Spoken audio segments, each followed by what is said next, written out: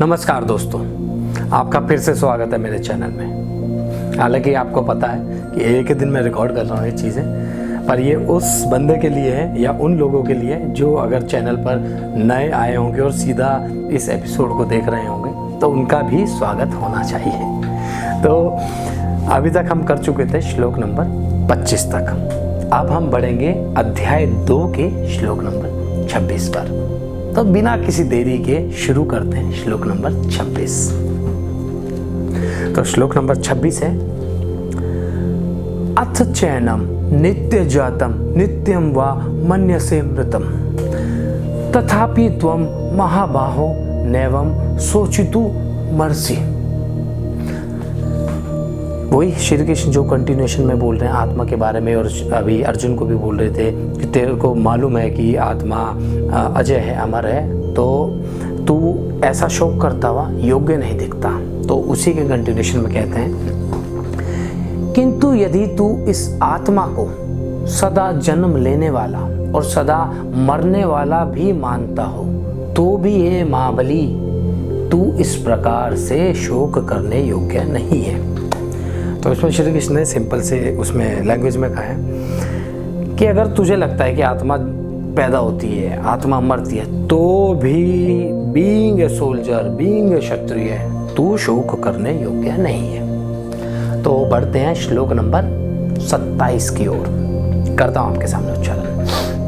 जातस्य हि ध्रुवो मृत्यु ध्रुवम जन्म मृतस्य च तस्माद् परिहार्य अर्थे ना त्वम सोचितु मर्सी। इसका भावार्थ ये है, क्योंकि इस मान्यता के अनुसार, जैसा कि अभी इससे पहले बताया कि जन्मे हुए की मृत्यु निश्चित है और मरे हुए का जन्म निश्चित है। ऑब्वियसली बात है, जो जन्मेगा वो मरेगा, जो मरेगा वो जन्मेगा दोबारा। तो इससे भी इस बिना उपाय वाले विषय में तू शोक करने योग्य नहीं है कि तुझे लगता है कि जो ये जन्मेगा वो मरेगा और जिसका जन्म हुआ है उसकी मृत्यु निश्चित है, जिसका मृत्यु हो चुकी है उसका जन्म निश्चित है। अगर ये बिना उपाय वाली चीज़ें इस विषय के बारे में तू सोचेगा ना, तो भी तू ना शोक करने के योग्य बिल्कुल नहीं है। तो बढ़ते हैं श्लोक नंबर 28 की ओर। अव्यक्तादीनि भूतानि व्यक्त मध्यानि भारत अव्यक्ता निधनान्येव तत्र का परिदेवना। इसका भावार्थ ये है, हे अर्जुन, संपूर्ण प्राणी जन्म से पहले अप्रकट थे। कि जो भी प्राणी है जन्म से पहले तो दिखते ही नहीं है ना, और मरने के बाद भी अप्रकट हो जाते हैं और मरने के बाद भी दिखना बंद हो जाते हैं, केवल बीच में ही प्रकट होते हैं। फिर ऐसी स्थिति में शोक क्या करना। तो पैदा होने से पहले भी हम दिखते नहीं हैं और मरने के बाद भी हम दिखते नहीं हैं। हम दिखते कब हैं? हम दिखते हैं केवल बीच में ही प्रकट होते हैं हम। तो जब ऐसी ही स्थिति है मरने के बाद की और मरने से पहले की, तो ऐसी स्थिति में शोक क्या करना। बढ़ते हैं श्लोक नंबर 29 की ओर। आश्चर्यवत् पश्यति कश्चिदेन माश्चर्यवद्वति तथैव चान्य आश्चर्यवच्चेन मन्या शृणोति श्रुत्वा यपयेन वेद न चैव कश्चित्। तो इसका भावार्थ यह है कि कोई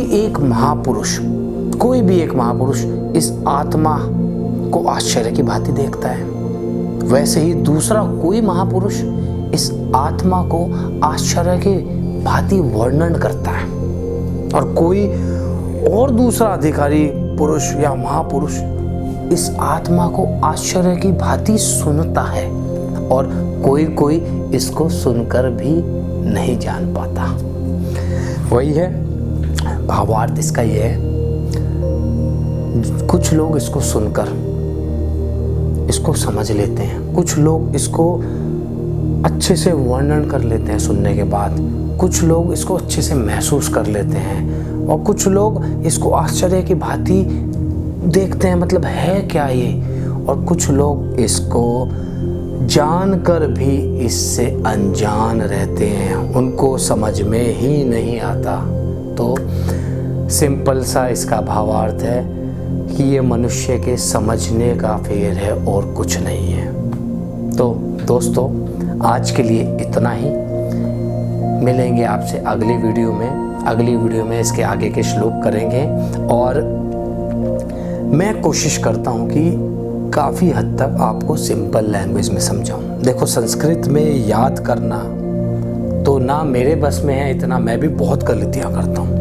एक ही श्लोक को 5-5, 6-6 बार प्रोनाउंसिएशन होता है मेरा, जब जाके करेक्ट बन पाता है। और रही इसके भावार्थ की, जो कि बुक में इसका भावार्थ लिखा हुआ है, वो थोड़ा सा समझना कठिन हो जाता है, क्योंकि जो इसमें हिंदी है वो बहुत ही ज़्यादा शुद्ध हिंदी है। और आज की लैंग्वेज में हमारे हिंदी नहीं है, वो तो मिक्स हिंदी भी है, इंग्लिश भी है, उर्दू भी है, सारी लैंग्वेज उसके अंदर मिक्स है। तो मैं आपको कोशिश करता हूँ कि उस चीज़ का भावार्थ आज की लैंग्वेज में समझाऊँ, बस वो लैंग्वेज तरीके वाली होनी चाहिए। और मेन मुद्दा, जैसा कि मैं आपको स्टार्टिंग से कहता आ रहा हूँ, कि इसका सार समझना ज़रूरी है। सार का मतलब इस चीज़ का भावार्थ, आप इसको समझो, अपनी ज़िंदगी में इसको अपने ऊपर अप्लाई करो।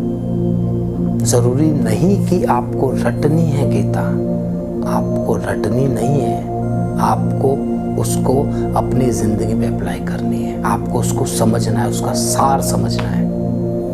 दे चुका मैं आज का बहुत ज्ञान, ये मुझे अपने ऊपर भी अच्छे से करना है। पूरा तो अप्लाई नहीं कर पाता, पर कुछ 1 या 2% तो मैं शायद कर लेता हूँ अपनी ज़िंदगी में, या कोशिश कर रहा हूँ। तो दोस्तों, आज के लिए इतना ही। मिलेंगे अगली वीडियो में, तब तक के लिए राधे राधे।